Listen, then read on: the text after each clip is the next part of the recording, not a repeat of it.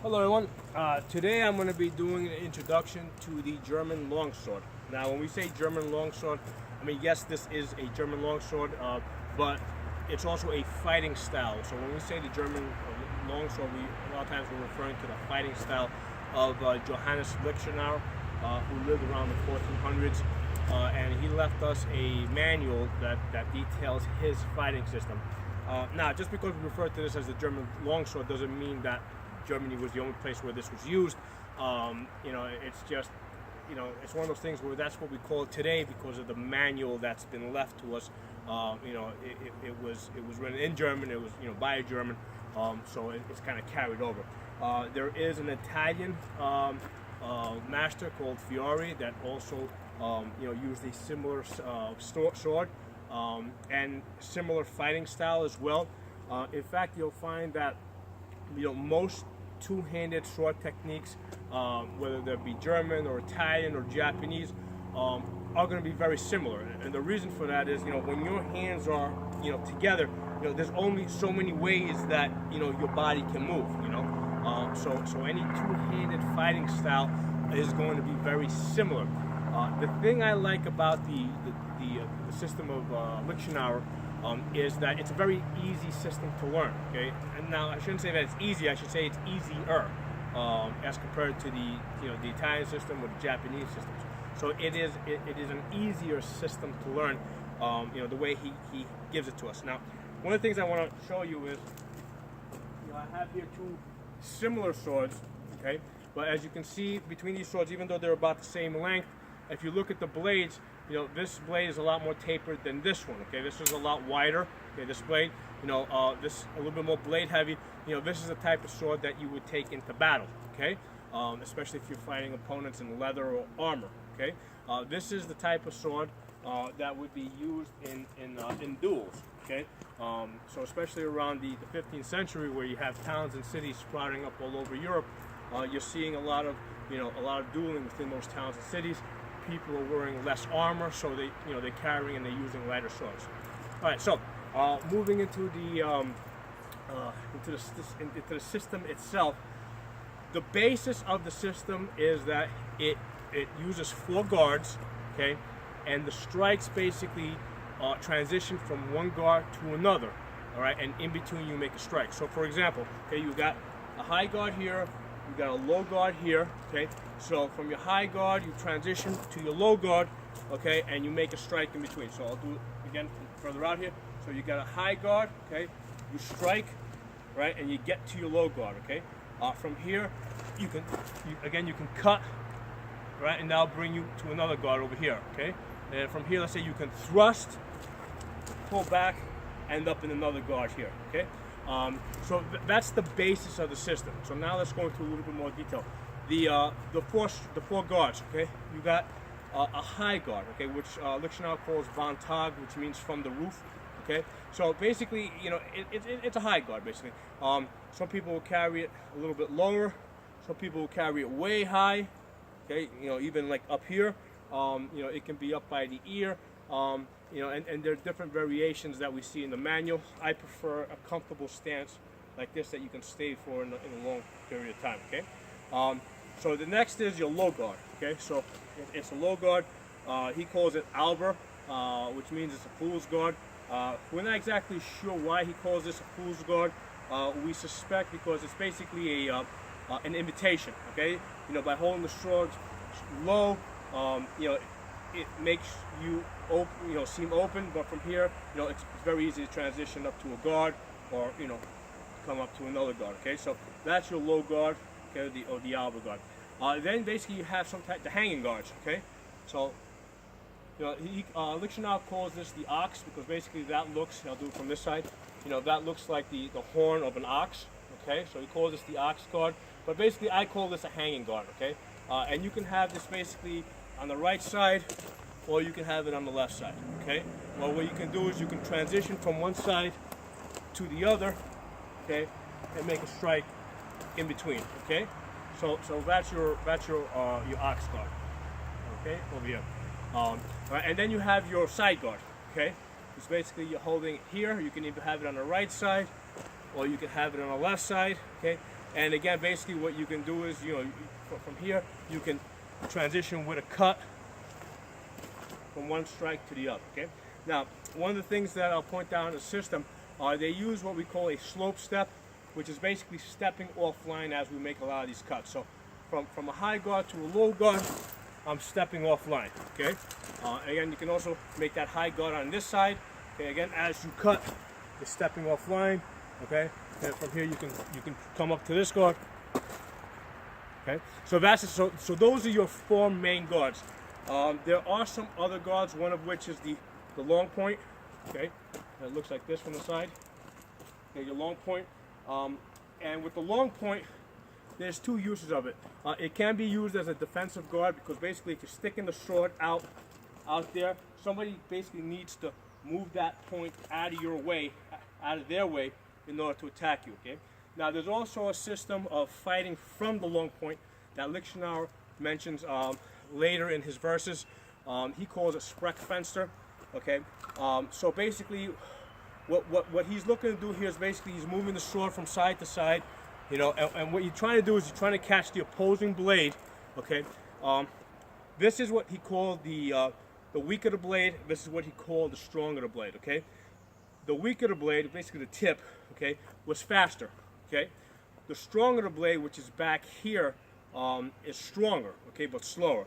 So what you're trying to do is you're trying to get the upper person's weak on your strong, and then you're able to move that blade to the side and make your thrust, okay? So I'm not going to get too detailed into this because it's kind of hard to understand, unless you're actually doing it here with me, and I'm actually demonstrating it, and we do some drills with it. So he does have this other, the point is he does have this other system, this other guard called the long point, that he says, he kind of says, oh, by the way, there's also this 5th guard, okay? But in the earlier verses, he's like, okay, these are the 4 guards you should only fight for those. So there is a little bit of a conflict in some of the stuff that comes across to us.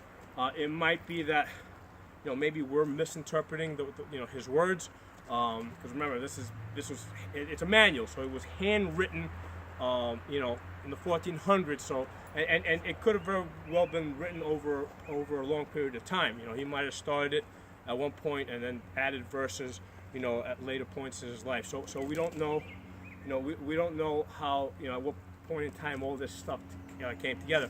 I would assume that as he, over the years as he matured, he probably went through a couple of changes. But overall, it's a great system.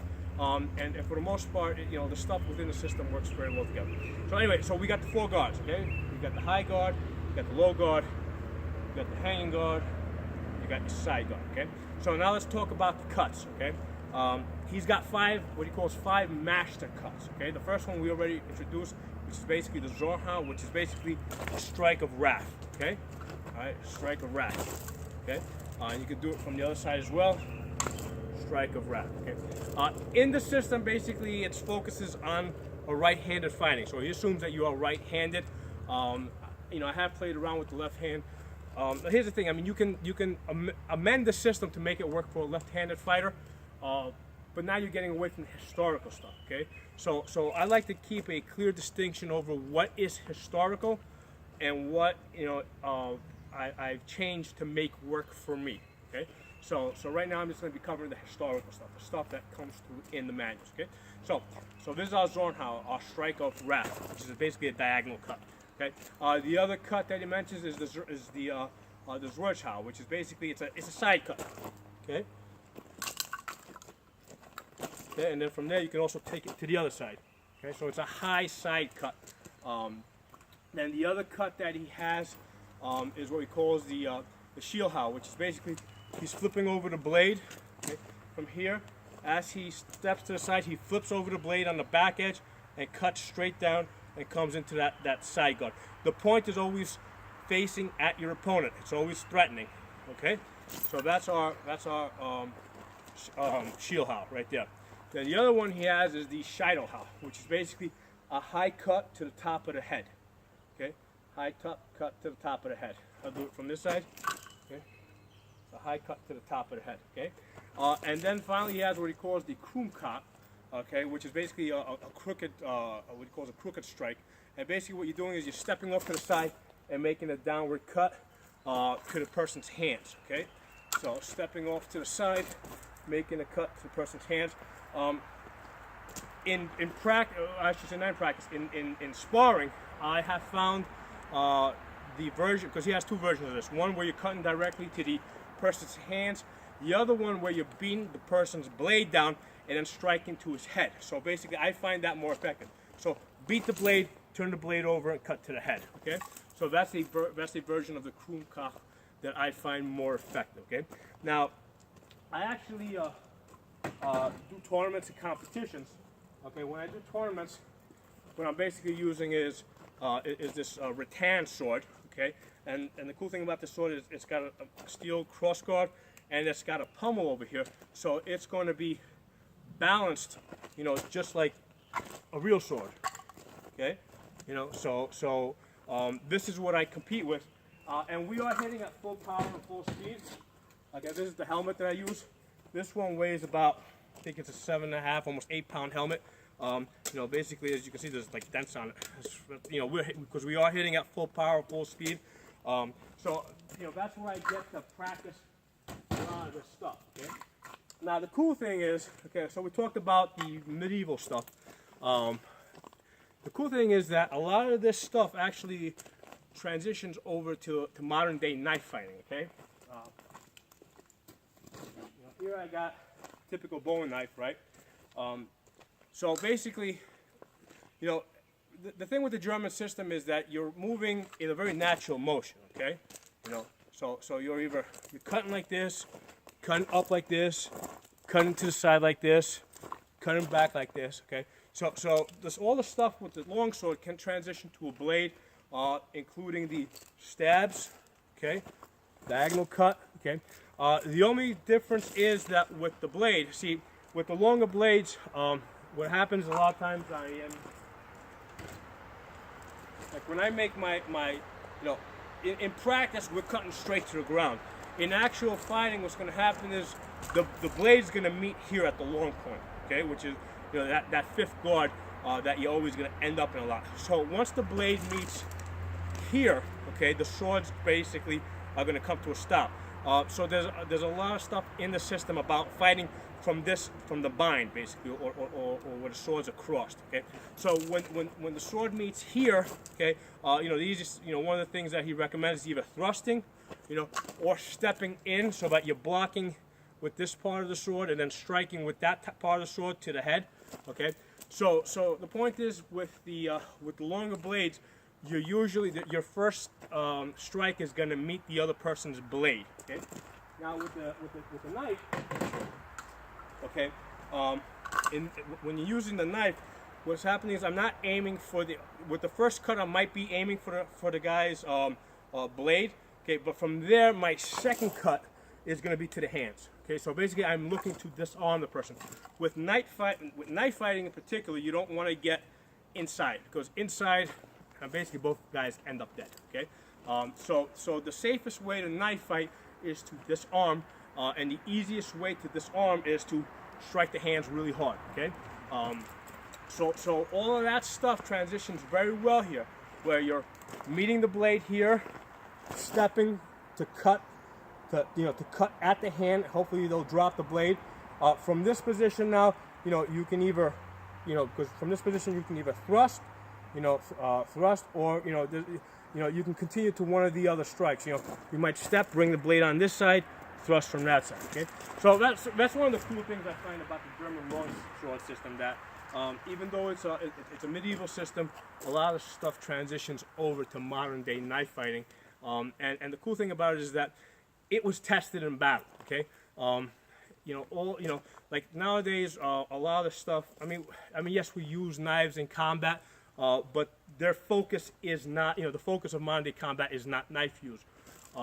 Whereas, 600 years ago, the fighting was, a lot of it was based on close hand-to-hand sword and knife fighting. So a system from 600 years ago, in my opinion, gives a lot, that comes through us today is highly, highly credible as a system that's been tested in combat. So again, that is the German longsword system, based on the manuals of Johannes Lichtenauer from around the 1400s. And if you guys, if you guys like to, I would love it for you guys to, kind of get into it and learn a little bit about it. I'll see you guys next time.